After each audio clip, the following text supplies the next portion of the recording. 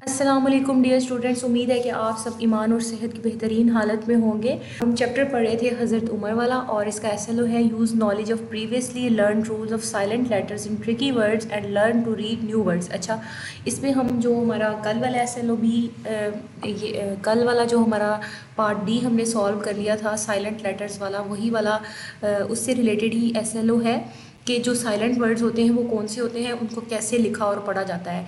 जो आपकी बुक का पेज नंबर 49 है, वहाँ से हम रीडिंग इसकी स्टार्ट करते हैं। पेज नंबर 4 से Hazrat Umar was kind and sympathetic to the poor. Hazrat Umar क्या थे? वॉज काइंड थे, मेहरबान थे, एंड सिंपैथेटिक हमदर्द थे, टू द पुअर गरीबों के साथ। ठीक है, हज़रत उमर गरीबों के साथ मेहरबान और हमदर्द थे। ही स्पेंट, वो गुजारते थे, मैनी स्लीपलेस नाइट्स, बहुत सी रातें जाग कर। स्लीपलेस मतलब कि जाग कर, स्लीप होता है सोना और स्लीपलेस जो है वो जागना। ठीक है, नाइट्स रातें, इन डिस्गाइज रूप बदल कर, डिस्गाइज होता है रूप बदल कर। रोमिंग मतलब कि गश्त करना यानी फिरना। ठीक है, in the streets to see the condition of the people, गलियों में फिरते थे। टू सी द कंडीशन, हालात देखने के लिए, ऑफ हिज पीपल, अपने लोगों के। आप लोगों के हालात मालूम करने के लिए रूप बदल कर गलियों में गश्त करते थे। ठीक है, और आप रज़ी अल्लाह ताला अन्हा कई रातें जाग कर गुजारते थे। वन नाइट, एक रात, ही पास्ट बाय अ हाउस, वो एक घर के पास से गुजरे, एंड हियर चिल्ड्रन क्राइंग, और बच्चों के रोने की आवाज़ सुनी। There was a pot of water on the fire, वहाँ पे क्या था उनके घर में? There was a pot of water, एक बर्तन था पानी का, ऑन फायर, आग पे रखा हुआ था। ठीक है, the mother was telling the children, जो उनकी माँ थी बच्चों की, वो बच्चों को क्या बता रही थी? टू गो टू स्लीप, आप सोने के लिए चले जाएं। And when the food was ready, जब खाना तैयार हो जाएगा, he would take them up, तो वो उनको क्या करेगी? जगा देगी। But the children would not listen, लेकिन चिल्ड्रन जो थे, बच्चे जो थे, वो उस बात को सुन नहीं रहे थे। हज़रत उमर आस्क्ड द वुमेन, हज़रत उमर ने उस औरत से पूछा, व्हाट इज़ द मैटर, क्या मामला है? शी टोल्ड हिम, उसने बताया, that there was nothing to eat, हमारे घर में क्या है? खाने को कुछ नहीं है। There was no money and grain, एक तो उनके पास क्या है? रकम भी नहीं है कि वो कहीं से खाना जो है वो ले आए, लेकिन और ग्रेन भी नहीं है, अनाज भी उनके घर में नहीं है कि जिससे खाना पकाया जा सके। ठीक है, हर हस्बैंड हैड डाइड, उसके जो शोहर हैं वो फोत हो चुके हैं। And the children were crying for food, और बच्चे क्या हैं? खाने के लिए चिल्ला रहे हैं, भूख लगी हुई है उनको, इसलिए वो रो रहे हैं। He help the widow with food, आपने जो उस बेवा औरत की किस तरह से मदद की? With food, money and clothing, उनको रकम दी कुछ और उनको कुछ कपड़े दिए, तो फिर आपने उस विडो की इस तरह से मदद की। ठीक है, हमारा वाइल रीडिंग का क्वेश्चन है, why were children crying? Children, इसका आंसर हम लिखेंगे, children were crying for food as they were hungry, बच्चे जो है वो क्या? भूख की वजह से रो रहे थे। ठीक है, उसके बाद है, how did Hazrat Umar help the poor women, कैसे मदद की थी? ये वाला पॉइंट जो है हमारा, the widow with food, money and clothing. ठीक है, कैसे उन्होंने मदद की? उनको खाना दे के, मनी दे के, और क्लॉथिंग से यानी उनको कपड़े दे के, उनको पहनने के लिए कपड़े दे के। अच्छा, उसके बाद है, वन डे वाइल हज़रत उमर वाज ऑफरिंग नमाज इन द मस्जिद, एक दिन जब हज़रत उमर वाज ऑफरिंग नमाज पढ़ रहे थे इन द मस्जिद, मस्जिद में, a non Muslim named Feroze, जिसका नाम क्या था? Feroze, killed the caliph with a knife, उसने क्या किया? आपको मार दिया। द कैलिफ, हज़रत उमर को, खलीफा को, विद अ नाइफ, एक चाकू के साथ या फिर एक छुरी के साथ। ठीक है, किसने मारा? एक नॉन मुस्लिम था, इस बात को याद रखिएगा। एमसीक्यूज़ पॉइंट ऑफ व्यू से भी इम्पॉर्टेंट है कि एक नॉन मुस्लिम जो था जिसका नाम फ़ेरोज़ था, उसने खलीफा को एक चाकू की मदद से मार दिया।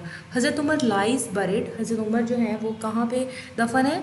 नियर हज़रत मोहम्मद सल्लल्लाहु अलैहि वसल्लम, हज़रत मोहम्मद सल्लल्लाहु अलैहि वसल्लम के पास, एंड हज़रत अबू बकर, और हज़रत अबू बकर के पास, इन मदीना मुनव्वरा में, यानी कि जो हज़रत उमर रज़ी अल्लाह ताला अन्हु की कब्र मुबारक जो है वो हज़रत मोहम्मद सल्लल्लाहु अलैहि वसल्लम और हज़रत अबू बकर के पास है, मदीना मुनव्वरा में। ठीक है, आज का हमारा ग्लॉसरी वर्ड जो है वो है swordsman, a man who is skilled in the use of swords, ऐसा बंदा जो कि शमशीर जनी में महारत रखता हो।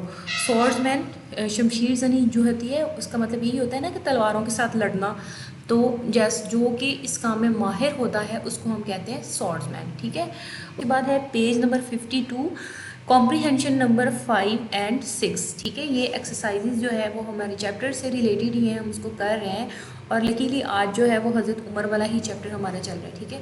हज़रत उमर, इसको पढ़ते हैं। हज़रत उमर, इसको पहले आपने पढ़ना है पैराग्राफ को, और इस पैराग्राफ को पढ़ते हुए आपने इसके आंसर्स देने हैं, ठीक है। Hazrat Umar remain caliph for 11 years. He conquered a vast empire during the 11 years of Khilafat. He introduced a great system of administration. As a model for the Islamic world, he introduced many reforms during his reign, such as administrative courts to investigate the complaints against the officers of the state.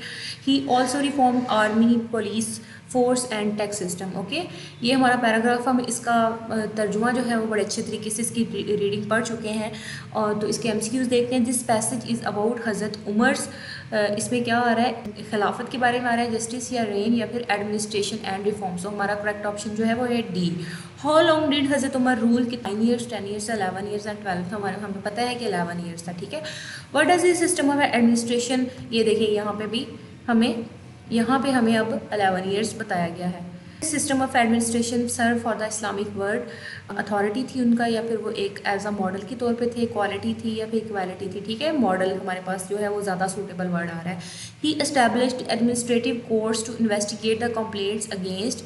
अच्छा, अब उसमें किसके खिलाफ complaints थी? Officers के, message के, governors के या फिर जजेस के? तो हमें पता है ऑफिसर्स के, ठीक है। तो ये वाला ऑप्शन हमने सेलेक्ट कर लेना है। तो पैराग्राफ में आपके पास जो इन्फॉर्मेशन दी गई हो आपने उससे रिलेटेड ही यहाँ पे एमसीक्यूज पुट करना है। जैसे कि यहाँ पे पैराग्राफ नंबर 6 है, जो कि let's make our road safer chapter number 4 से लिया गया है।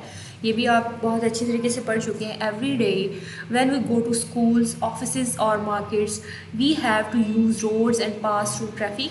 You must have noticed that sometimes people violate traffic laws such as overspeeding, non-wearing of helmets, seat belts and passing through red signals. This makes our road insecure and unsafe. Majority of victims of road accidents unfortunately are young people below 30 years of age. Moreover, indiscipline on roads leads to the traffic jams and congestions which reflects negatively on us as a nation. Okay, अब इसके MCQs देखते हैं। What is the passage is about, किसके बारे में है? Cause of accidents on the roads, ये इस बारे में, ठीक है। What makes our roads insecure and unsafe? Violation of traffic rules. In this passage, the word congestion means, आपको पता है ओवर क्राउडिंग को हम क्या कहते हैं? कंजेशन कहते हैं।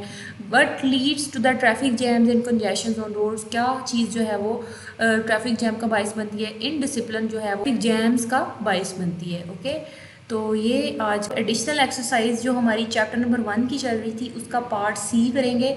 Additional exercise chapter number 1 tolerance of रसूलुल्लाह सल्लल्लाहु अलैहि वसल्लम, इसकी एडिशनल एक्सरसाइज का पार्ट सी आप लोग करेंगे। इसमें से आपने करेक्ट सेंटेंस जो है वो चूज़ करना है, तो इसकी रिवीजन आप लोगों ने करनी है। पहले भी आप लोग कर चुके हैं, और ये नेक्स्ट जो है वो यहाँ तक आप लोगों ने इसका पार्ट।